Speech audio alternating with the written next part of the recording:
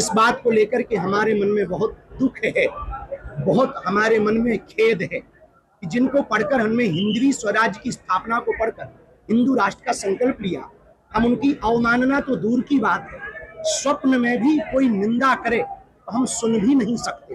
और हम तो क्या, इस देश का प्रत्येक सनातनी यदि आज जीवित है, जिंदा है, हिंदुत्व के लिए यदि वो सजग है, तो सबसे बड़ा श्रेय छत्रपति वीर शिवाजी महाराज का। और हमें इस बात का दुख है कि जो छत्रपति वीर शिवाजी को मानते हैं, चाहे वो संभाजी विग्रह के लोग हों अथवा फिर मराठा साम्राज्य में परंपरा में अपने जीवन को जीने वाले मराठा हों, वो हमारे ही लोग हैं। हम भी छत्रपति शिवाजी को मानते और वो भी उनको ही मानते। और हम लोग आपस में खींचातानी करेंगे तो दूसरे लोगों को मौका मिलेगा।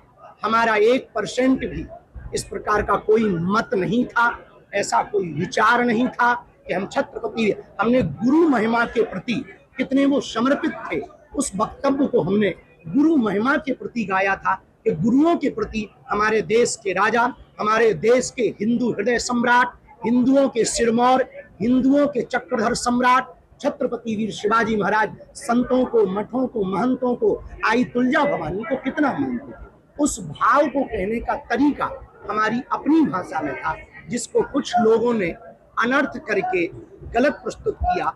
किसी को उससे ठेस पहुंचा हो तो हम उसके लिए हृदय से क्षमा प्रार्थी भी हैं, पर हम ये भी कहेंगे कि हमारी बात को अनर्गल प्रस्तुत ना किया जाए, क्योंकि हम जीते भी शिवाजी के, छत्रपति शिवाजी के लिए है, मरते भी उनके लिए है, हमारा जीवन भी उनके स्वराज्य की स्थापना के लिए है। और हम हिंदू राष्ट्र की कल्पना या विचारधारा हमने जो ली है वो उनसे ही ली है, तो हम भला स्वप्न में उनकी कैसे अवमानना कर सकते। तीसरी बात, एक और विषय बहुत लोग चला रहे, आप इसके पहले खुजली करें, हम ही उत्तर दे दें। 4 बच्चों के बयान पर तो आप कहेंगे कि आपके तो बच्चे हैं नहीं है, उसको हम पहले ही जवाब दे दें कि आगे चल के हम भी गृहस्थ होंगे। और भगवान ने जितने चाहा ज्यादा से ज्यादा भारतीय हिंदुओं की जनसंख्या बढ़ाने में हम भी योगदान देंगे। दूसरी बात, 4 बच्चे पैदा करो, 1 बच्चे राष्ट्रीय स्वयंसेवक संघ को समर्पित करो। इसके पीछे का उद्देश्य ये है, राष्ट्रवादी बनाओ।